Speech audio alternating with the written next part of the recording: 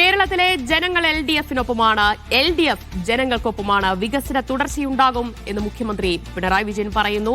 എന്നാൽ UDF തരംഗമാണ് കേരളത്തിൽ അങ്ങോളം ഉള്ളത്. UDF അധികാരത്തിൽ തിരിച്ചുവരും എന്ന് പ്രതിപക്ഷ നേതാവ് VD സതീശനും പറയുകയാണ്. എന്നാൽ ഇത്തവണ വലിയ ഒരു മാറ്റം കേരളത്തിൽ ഉണ്ടാകും. LDF-നോ UDF-നോ വലിയ ഭൂരിപക്ഷം മെജോറിറ്റി കിട്ടാൻ പോകുന്നില്ല എന്ന് BJP സംസ്ഥാന അധ്യക്ഷനും നേമത്തെ NDA കാൻഡിഡേറ്റുമായ രാജീവ് ചന്ദ്രശേഖറും പറയുകയാണ്. എന്തായാലും ആദ്യ 3 മണിക്കൂർ പിന്നിടുമ്പോൾ മികച്ച പോളിംഗ് തന്നെയാണ് രേഖപ്പെടുത്തിക്കൊണ്ടിരിക്കുന്നത്.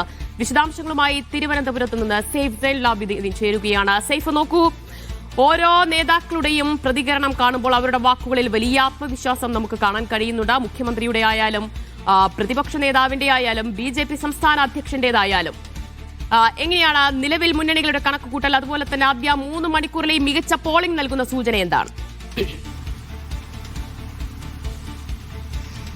ദിവ്യ ഇപ്പൊ സൂചിപ്പിച്ചത് തന്നെയാണ് പ്രധാനപ്പെട്ട കാര്യം. ഈ 3 നേതാക്കന്മാരുടെ ശരീരഭാഷയും അവരുടെ വാക്കുകളും കേൾക്കുമ്പോൾ നമുക്ക് പോലും പ്രവചിക്കാൻ കഴിയാത്ത അവസ്ഥയിലേക്ക് കാര്യങ്ങൾ എത്തിച്ചേരുകയാണ്.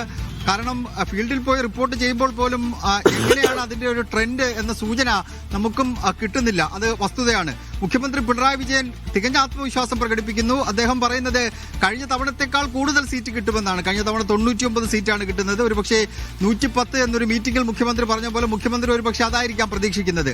പ്രതിപക്ഷ നേതാവിലേക്ക് വരുമ്പോൾ പ്രതിപക്ഷ നേതാവ് പറയുന്നത് 100+ ആണ്, അത് 100-ന് മുകളിലേക്ക് പോകും എന്ന ഉറച്ച വിശ്വാസം അദ്ദേഹവും പങ്കുവെക്കുന്നു. BJP ആണെങ്കിൽ അക്കൗണ്ട് തുറക്കുമെന്നതിനപ്പുറത്തേക്ക് കടന്ന് 2 മുന്നണികളും ഭരിക്കില്ല എന്നുള്ള സൂചന നൽകുന്നു. അതൊരു തൂക്കമന്ത്രിസഭയായിരിക്കുമെന്ന സൂചനയാണ് BJP സംസ്ഥാന അധ്യക്ഷന്റെ വാക്കുകളിലുള്ളത്. അങ്ങനെ 3 മുന്നണിയുടെയും പ്രധാനപ്പെട്ട നേതാക്കന്മാർ തികഞ്ഞ ആത്മവിശ്വാസം പ്രകടിപ്പിക്കുന്നുണ്ട്. സാധാരണഗതിയിൽ തെരഞ്ഞെടുപ്പിൽ കാണുന്നതാണ് ഈ ആത്മവിശ്വാസമെങ്കിലും ഇവരുടെ ശരീരഭാഷ പോലും ആത്മവിശ്വാസത്തിന്റെ തോത് വർദ്ധിപ്പിക്കുന്നു എന്നുള്ളത് ഒരു വസ്തുതയെ നമ്മൾ കണക്കാക്കേണ്ടി ഇരിക്കുന്നു. അത് എങ്ങനെയായിരിക്കും ജനവിധി എന്നുള്ളത് നമ്മൾ കാണേണ്ടതാണ്. 2,71,00,000 വോട്ടർമാരാണ് കേരളത്തിലെ ജനവിധി തീരുമാനിക്കുന്നത്. പിന്നീട് ദിവ്യ സൂചിപ്പിച്ച പോലെ തന്നെ ആദ്യ 3 മണിക്കൂറിലെ പോളിംഗ് എന്ത് സൂചനയാണ് നൽകുന്നത് എന്ന് ചോദിച്ചാൽ കഴിഞ്ഞ തവണത്തെക്കാൾ മികച്ച പോളിംഗ് ഇത്തവണ രേഖപ്പെടുത്തുമെന്നതിന്റെ സൂചനയായി നമുക്ക് വേണമെങ്കിൽ അതിനെ കാണാം. രാവിലെ 9:45 10 മണിവരെയുള്ള കണക്ക് പ്രകാരം 19.25% പോളിംഗ് ആണ് കേരളത്തിലെ 140 നിയമസഭാ നിയോജക മണ്ഡലങ്ങളിലായി രേഖപ്പെടുത്തിയിരിക്കുന്നത്. 23 ദിവസക്കാലം നീണ്ടുനിന്ന വലിയ പ്രചരണം, ആവേശത്തിരയിളക്കിയുള്ള പ്രചരണം, അങ്ങനെ നേതാക്കന്മാർ പറന്നിറങ്ങിയുള്ള പ്രചരണം, ആ പ്രചരണങ്ങളെ ജനങ്ങൾ നെഞ്ചിലേറ്റി എന്നതിന്റെ കൃത്യമായ സൂചന ജനങ്ങൾ നൽകുന്നുണ്ട്. അത് ഏതെങ്കിലും ഒരാളെ തൂത്തെറിയാൻ വേണ്ടിയാണ്, ഒരാളെ വാരിപ്പുണരാൻ വേണ്ടിയാണ്. ആരെയാണ് തൂത്തെറിയുന്നത്, ആരെയാണ് വാരിപ്പുണരുന്നതെന്നറിയാൻ മെയ് 4 വരെ നമ്മൾ എന്തായാലും കാത്തിരിക്കേണ്ടിയിരിക്കുന്നു. ഇതിപ്പോ രാവിലത്തെ പോളിംഗ് ക്യൂ കാണുകയാണെന്നുണ്ടെങ്കിൽ നമുക്കൊരു വേറൊരു സംശയം കൂടി തോന്നുന്നുണ്ട്. കാരണം വലിയ ചൂട് സംസ്ഥാനം ഉടനീളം അനുഭവപ്പെടുന്നുണ്ട്. പ്രായമായ ആൾക്കാരാണ് രാവിലെ മുതൽ ക്യൂവിൽ നിൽക്കുന്നത്. ചൂട് വരുന്നതിന് മുമ്പ് വോട്ട് ചെയ്ത് വീട്ടിൽ കയറാൻ വേണ്ടിയുള്ള ഒരു തിരക്കായി വേണമെങ്കിൽ നമുക്ക് അതിനെ വ്യാഖ്യാനിക്കാം. എന്തായാലും പ്രായമായ ആൾക്കാർ കൂടുതലായി പോളിംഗ് ബൂത്തിലേക്ക് എത്തുന്നുണ്ട്. 4 ലക്ഷത്തോളം പുതിയ വോട്ടർമാരുണ്ട്.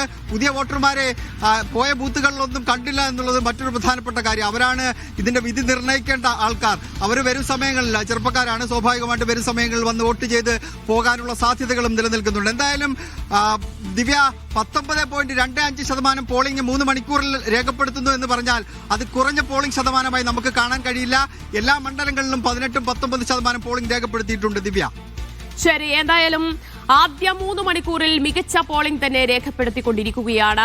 ഇനി 2021 പോളിംഗ് ശതമാനം ഇത്തവണ പിന്നിടുമോ, 80 കടക്കുമോ എന്നത് ഉറ്റുനോക്കുകയാണ്. ഒരുപക്ഷെ സെയ്ഫ് പറഞ്ഞതുപോലെ അതിശക്തമായ ചൂട് വരും മണിക്കൂറുകളിൽ വരാൻ പോവുകയാണ്. അതുപോലെ മിക്കവർക്കും ജോലിക്ക് ഉൾപ്പെടെ പോകേണ്ടതുണ്ട്. അതുകൊണ്ട് രാവിലെ വന്ന വോട്ട് ചെയ്ത് മടങ്ങാനായിരിക്കും മിക്കവരും ഉദ്ദേശിച്ചുണ്ടാവുക. അത് തന്നെയാണ് രാവിലത്തെ ഈ ഒരു സമയം ആദ്യ 3-4 മണിക്കൂറിൽ വലിയൊരു ക്യൂ നമുക്ക് പോളിംഗ് ബൂത്തുകളിൽ കാണാൻ കഴിയുന്നത്. ഒരുപക്ഷെ വരുന്ന മണിക്കൂറുകളിൽ അതിൽ ഒരല്പം കുറവ് വന്നേക്കാം, മന്ദഗതിയിലായേക്കാം വോട്ടിംഗ് എന്നതുകൂടി കാണേണ്ടതുണ്ട്. പക്ഷേ ഒരു വൈകുന്നേരമാകുമ്പോഴേക്കും വീണ്ടും അത് തിരിച്ച് പഴയ രീതിയിൽ വലിയ തിരക്കിലേക്കൊക്കെ പോയേക്കാം. എന്തായാലും 80 കടക്കുമോ ഇത്തവണ പോളിംഗ് എന്നത് ഉറ്റുനോക്കുന്നുണ്ട്. ഇതുവരെ